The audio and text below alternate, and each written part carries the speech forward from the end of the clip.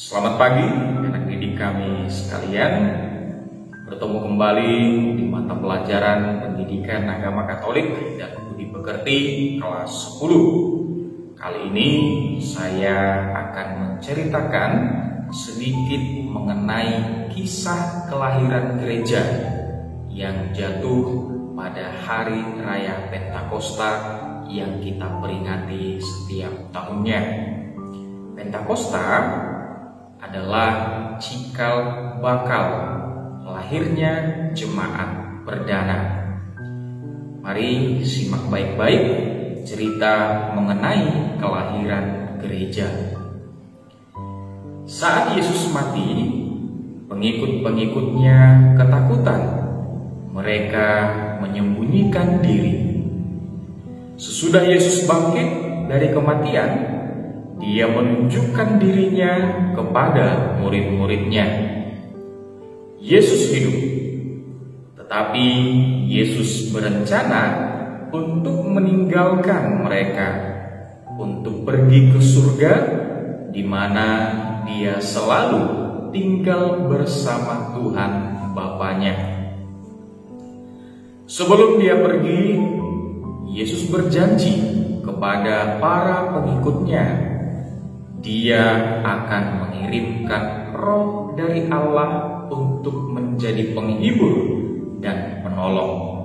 Tertulis dalam Injil Yohanes 15 ayat 26. Waktunya sudah dekat. Beberapa hari sesudah Yesus pergi, Allah Roh Kudus pun datang. Dan terjadilah sekitar 120 pengikut Yesus sedang berdoa bersama dalam sebuah rumah. Tiba-tiba rumah itu dipenuhi dengan suara tiupan angin yang sangat keras. Lidah-lidah api hinggap di atas masing-masing orang. Mereka semua dipenuhi dengan Roh Kudus seperti yang dijanjikan oleh Yesus. Di luar, di jalan, murid-murid Yesus berbicara dalam bahasa yang tidak pernah mereka pelajari sebelumnya. Orang-orang asing yang berkunjung mendengar murid-murid itu berbicara tentang pekerjaan-pekerjaan Tuhan yang luar biasa dalam berbagai-bagai bahasa. Pengunjung-pengunjung itu pun merasa heran. Apakah artinya ini? Mereka bertanya. Mereka mabuk oleh anggur. Orang lain menyindirnya. Tetapi Petrus menjawab, orang-orang ini tidak mabuk. Itulah yang difirmankan oleh Allah dengan perantaraan Nabi Yoel. Petrus kemudian mengingatkan mereka akan berkat dan pertolongan itu. Petrus berkata kepada orang-orang itu, mereka harus bertobat dari dosa mereka dan dibaptis dalam nama Yesus Kristus.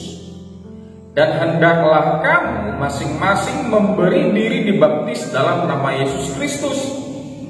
Maka kamu akan menerima karunia Roh Kudus. Jawab Petrus.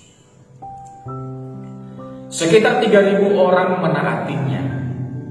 Mereka bergabung dengan murid-muridnya sebagai pemuji Yesus.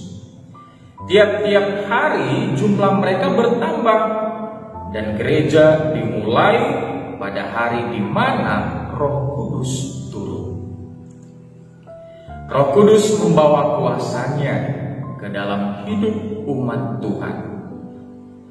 Suatu hari, Petrus dan Yohanes pergi dalam bait Allah.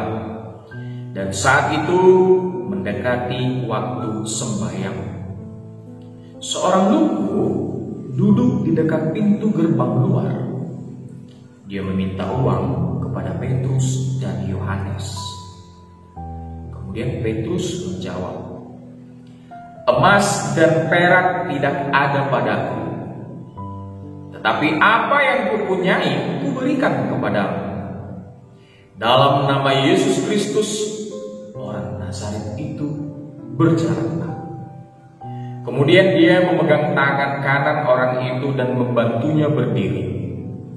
Jadi orang lumpuh itu melompat, berdiri dan berjalan, masuk bersama mereka, berjalan dan melompat dan memuji Tuhan. Orang banyak berkumpul bersama, kagum dengan mukjizat itu.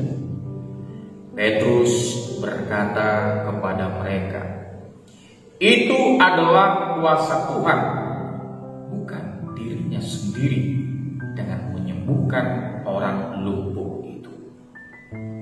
Saat Petrus mengingatkan orang-orang Yahudi bahwa Yesus bangkit, pemimpin Bait Allah sangat marah, menangkap Petrus dan Yohanes dan memasukkan mereka ke dalam penjara.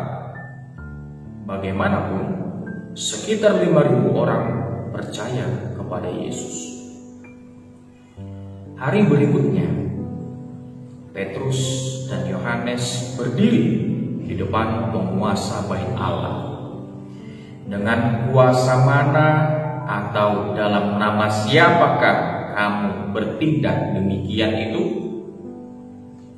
Penuh dengan Roh Kudus, Petrus menjawab dengan berani, "Dalam nama Yesus Kristus, orang Nazaret yang kamu salibkan, tetapi yang telah dibangkitkan Allah dari antara orang-orang mati, bahwa oleh karena Yesus itulah orang ini berdiri dengan sehat sekarang di depan kamu."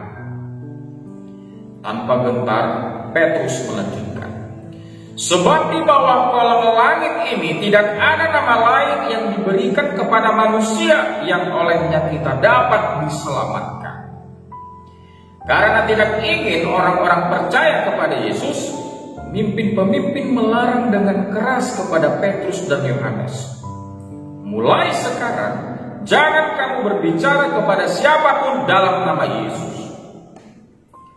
Petrus pernah merasa takut untuk berdiri dan berbicara bagi Yesus. Tapi itu terjadi sebelum Roh Kudus datang. Sekarang tidak ada seorang pun yang bisa membuatnya takut. Petrus dan Yohanes menjawab, "Silakan kamu putuskan sendiri manakah yang benar di hadapan Allah, taat kepada kamu atau taat kepada Allah. Sebab tidak mungkin bagi kami untuk tidak berkata-kata tentang apa yang telah kami lihat dan yang telah kami dengar." Sesudah mengancam dengan keras, pemimpin-pemimpin itu melepaskan Petrus dan Yohanes. Pelayan-pelayan Tuhan yang berani itu berkata kepada teman-temannya segala sesuatu yang terjadi pada mereka di penjara dan di pengadilan. Kemudian mereka mengadakan satu pertemuan doa dan pujian yang besar. Lagi-lagi Roh Kudus memenuhi umatnya dengan kuasa, dan gereja kecil semakin tumbuh dan bertumbuh.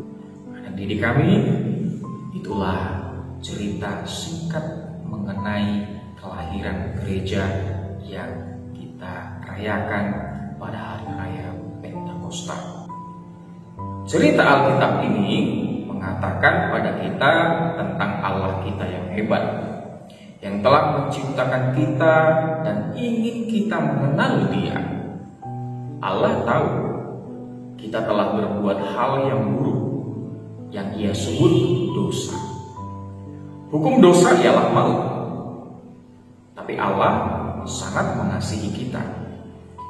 Ia mengutus putranya, yaitu Yesus, untuk mati di kayu salib dan dihukum karena dosa-dosa kita. Kemudian Yesus hidup kembali dan pergi ke surga. Jika kamu percaya pada Yesus dan meminta Dia mengampuni dosa-dosamu, Ia akan melakukannya. Ia akan datang dan tinggal di dalammu sekarang, dan kamu akan hidup bersama Dia selama-lamanya. Jika kamu ingin berbalik dari dosa-dosamu, katakanlah ini kepada Allah.